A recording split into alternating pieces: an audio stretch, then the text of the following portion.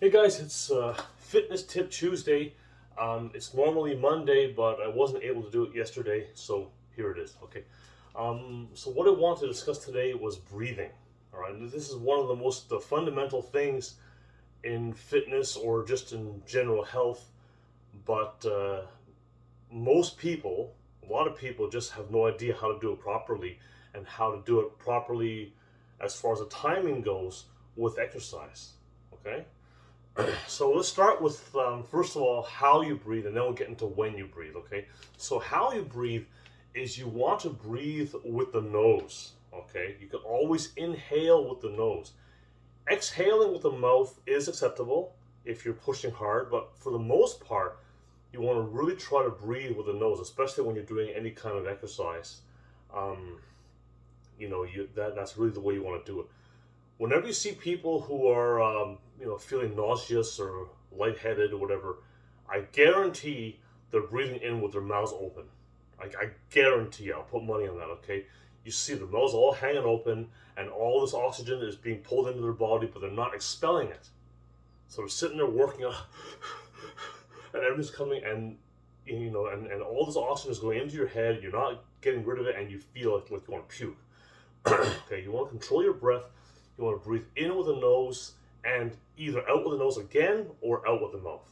Okay, never in with the mouth. So the best analogy is smell a flower when you're breathing in. Okay, so just smell.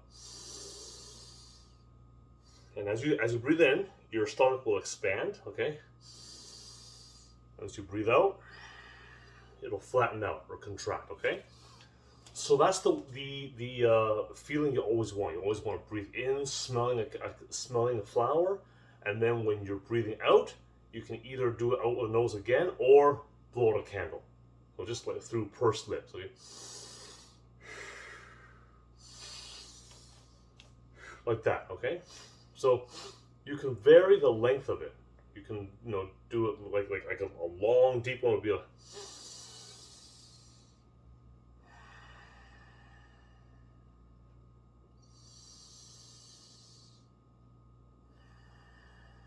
And each time you're doing it, you're feeling your breath kind of you're not holding your breath. I'm not sure how to put it properly. It's almost like your breath just for a second is in limbo. If that makes sense, okay? So you're holding your breath there, but I'm not doing this one. Okay, I'm still breathing, but I'm just pausing for a second and then releasing it. Okay. So get used to controlling it. So get used to taking very quick exhales, very quick inhales, and then long exhales, long inhales, and then get used to holding it at various points during that. Okay.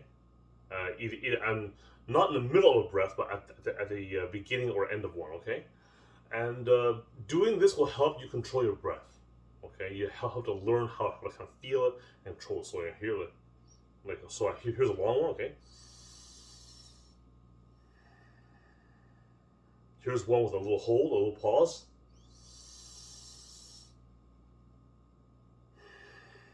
Did you get that? Okay, and here's a faster one.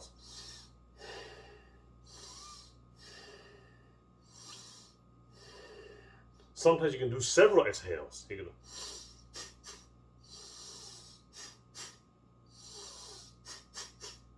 Okay, that's how you breathe when you're like punching and stuff like that. Okay, so that's the thing. Okay, now that's how you breathe. In terms of when you breathe, always breathe out with the effort part of a movement. Okay, so if I'm doing a dumbbell curl, okay, what's the hard part? It's lifting the weight, right? So if I hold dumbbells here, okay, some people get confused. They think that they have to breathe somehow in or out on every movement, every time you move. But with a dumbbell curl, you don't, because you're already about to start the hard part. You see, your arms are already here. You're about to curl up, right? So a lot of people will start here, like, oh, I gotta breathe in. No, it's not as true. You're already there, so take a breath before you move. So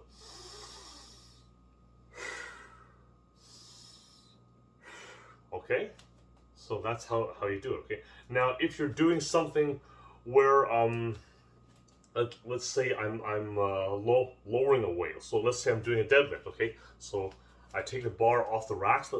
Let's say, okay. So here now I'm going to lower it.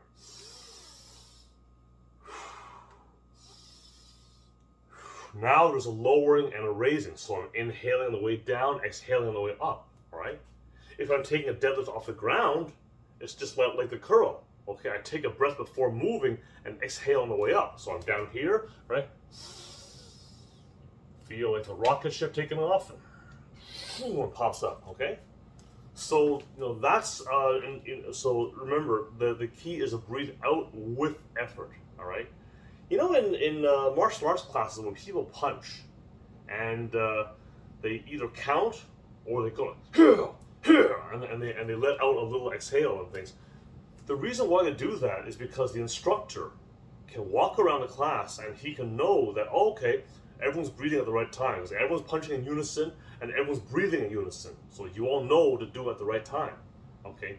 Because you can't speak if you're inhaling, right? So it's not possible, okay? So, that's it doesn't mean you literally have to be screaming in a fight. It just means that you're training yourself to breathe at the right time, okay? In real life, it's more like it's really quiet and that kind of thing. Okay. Okay. Sometimes you can exhale with the mouth too, but the way I was taught anyway is you never want to open your mouth, or try not to, because every time you do is a risk of right. Okay. So, anyways, that's a different subject entirely. But just remember, the key is to breathe out with effort. Okay. This is one of those things where a lot of people, I've even seen trainers before who are holding their breath or breathing out at the wrong time and things, and these things just aren't emphasized that much, and they should be. They really should be, okay? When you see people getting really, really gassed and they can't control their breath and they're puking and things like that, that's incorrect breathing, and again, breathing out with breathing in with the mouth, okay? Now, in something like, in sparring, things like that, this is a side point, but a big part of your ability to do well in a sparring situation is whether or not you can control your breath. All right, that's a big part of it, because that's related to your endurance and things like that. Okay, if you can't control your breath and the other person can, even if that person is not that skilled, okay, the fact that you'll be dragging your tongue on the floor and he'll be fresh, I mean, that's going to give him a huge advantage, and he's going to win. Okay, so just remember, being able to control your breath is a massive thing, and that's why, the way I was taught, that was emphasized right from the beginning, because you want to make sure that you got that under control and things, and you have a calm mind and things, and that way you can actually do things efficiently and safely. Okay, and the same thing goes for lifting weights or whatever. You always want to have a calm mind. Okay, there are some people who like to make a habit of screaming in the gym. I've seen it. Okay, so let's be okay. It's completely useless. It does not make you stronger. Okay, it does not. All right. When I was doing powerlifting, I trained with other powerlifters, things like that. None of us did that, and we were training way heavier than these idiots are. Okay, so that's not it. Okay, control your breath at all times. Okay, don't be one of these idiots who are screaming their heads off, thinking it makes you strong or trying to show off.